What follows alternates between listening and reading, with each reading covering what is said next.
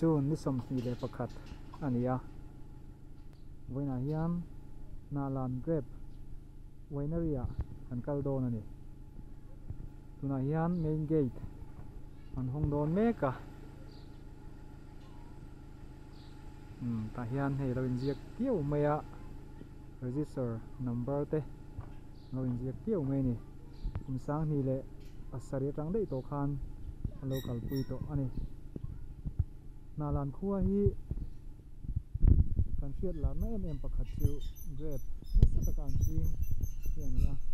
grape an ching ho tin hi ni a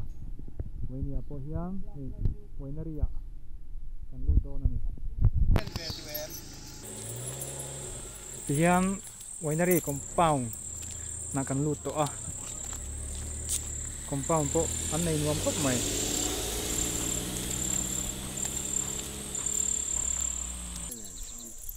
tuna kan hu mek hi a main building grape store na building khani a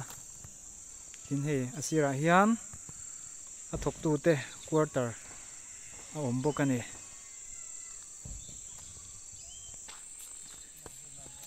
lai hun hi grape an sor sa an da na khal chua thei mai tura an da na mun an stock na ani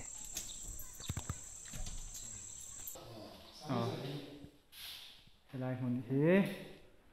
packing an ti fel to an da khol na ni ta hian parcelin an pack fel thap mai ni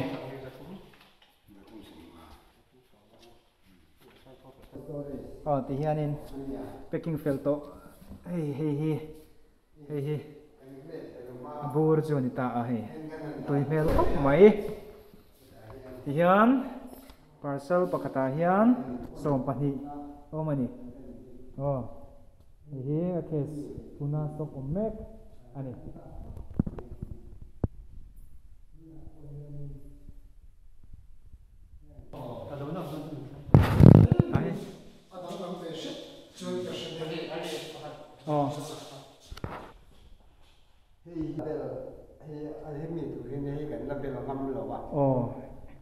hi label tur mo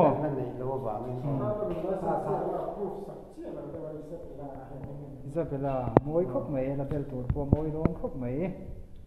poster utur oma tuna hian label hi na bel chialova botola hian moi don khop mai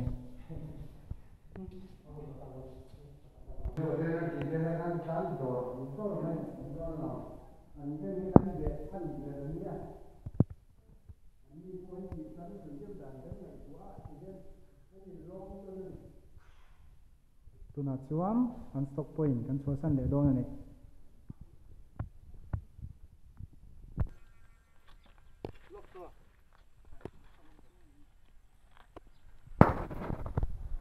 voina ka kalpui te ya chakzo khi sarla la ni a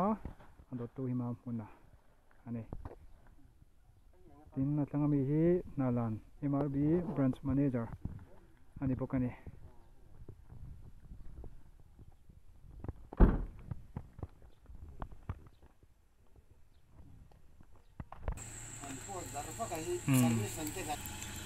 hian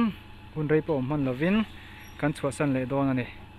kan kalna turte la tha deu sia ai lo te kan lut zuai ani kan ruaya Francis chu tiang dok chen kan ruaya e kan thok hoa ani hian tan nan kai si de kum tam po a vei ma in sum chang thai grep ri sen tui so kan don za